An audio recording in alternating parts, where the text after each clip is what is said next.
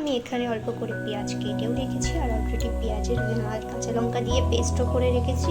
এখানে আদার পেস্ট আছে, এখানে রসুন আর লঙ্কার পেস্ট আছে, আর এটা টমেটো পেস্ট, আর অলরেডি এখানে গোটা টমেটোও রয়েছে। এখনও দুটো মশলা তৈরি বাকি আছে, আন্টি সেগুলো আনলে আমি আবার মিক্সিতে পেস্ট করে নেবো। তো চলো, আপাতত এইটুকু কমপ্লিট করে রেখেছি, বাকিটুকু আন্টি আসার পর দেখাচ্ছি। চলো, যে আমি অলরেডি মাংসটা ম্যারিনেট করে নিয়েছি, কিছু কিছু বাটা মশলা দিয়েছি আর কিছু রয়েছে। আর এখানে আমি অলরেডি একটা মশলা বানিয়ে নিয়েছি, আর একটা মশলা বানিয়েছি, সেটা হলো এই যে। আর আমি অলরেডি মাংসটা ম্যারিনেট করে এখানে রেখেও দিয়েছি। তার সাথে সাথে আমি কড়াইতে অল্প করে তেল আর গোটা গরম মশলা দিয়ে কড়াটাকে বসিয়ে দিয়েছি তেলটা গরম হওয়ার জন্য। তো চলো রান্নাটা কমপ্লিট করি।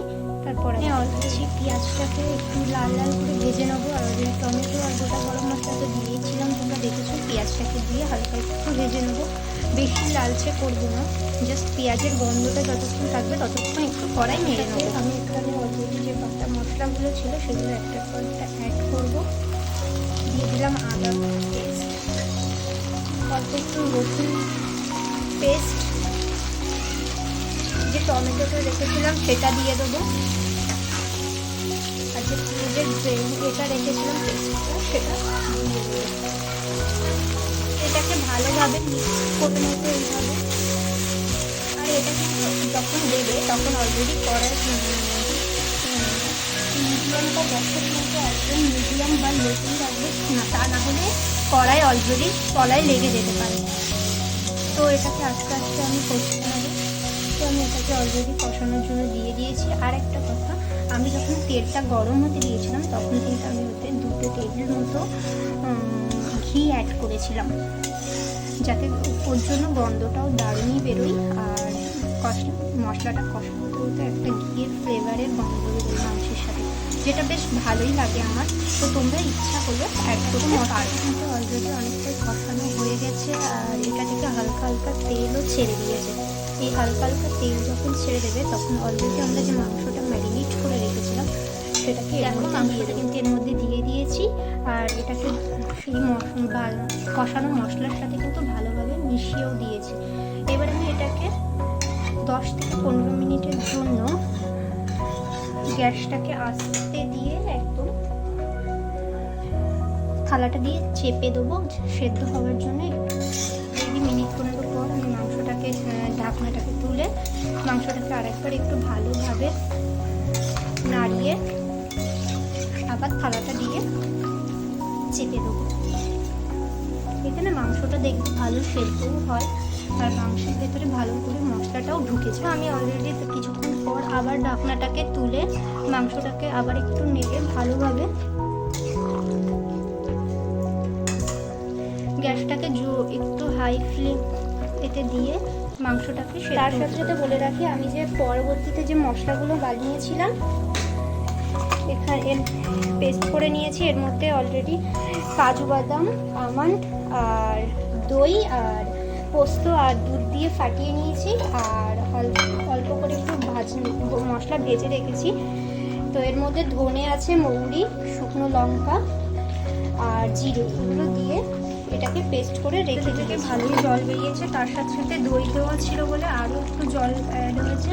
তো এই রকম জল থাকা অবস্থাতেই আমি ভাজার যে মশলাটা করে রেখেছিলাম সেটা দিয়ে দেবো।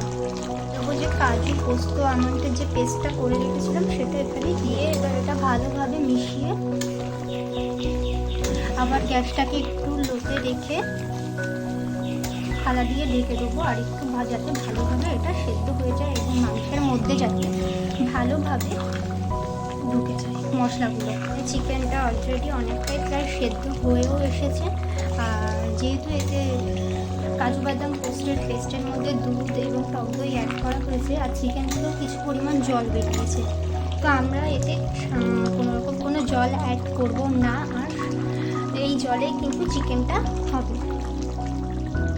আর তোমরা যদি পারো এতে হালকা কালার আনার জন্য এতে হলুদ বা চিলি তোমার যে এটা হয় দেখো এখানে চিকেনটা কিন্তু হয়েও এসেছে প্রায়। তো এই জলে এটা সেদ্ধ হবে। তো যেটা বলছিলাম, তোমরা এতে কালার আনার জন্য কিন্তু হালকা হলুদ বা কাশ্মীরি লঙ্কার গুঁড়ো ইউজ করতে পারো। আর তার সাথে সাথে যদি ঘরে থাকে অল্প কেশর, তাহলে তোমরা এই কেশরটাকে অ্যাড করতে পারো। আমার ঘরে অলরেডি অ্যাভেলেবেল ছিল কেশর, কারণ আমি এটা খাই। তো আমার কাছে এটা অ্যাভেলেবেল ছিল বলে আমি 7-8টা কেশর চিকেনের মধ্যে দিয়ে দিয়েছি। তোমরা চাইলে এখানে হলুদ বা কাশ্মীরি লঙ্কার গুঁড়ো ইউজ করতে পারো। তো দেখো এখানে এখন চিকেনটাকে আমি হতে দেবো, হালকা মিডিয়াম ফ্লেভারে রেখে দেবো গ্যাসের আঁচটাকে। এবার এখানে চিকেনটাকে হালকাভাবে হতে দেবো। চিকেনটা যখন এইভাবে জলের মধ্যে ফুটবে ভালোভাবে, তখন আমি এখানে হালকা একটু দুধ, চিকেনটা কিন্তু হালকা ভালো কালারে চলে এসছে আমার।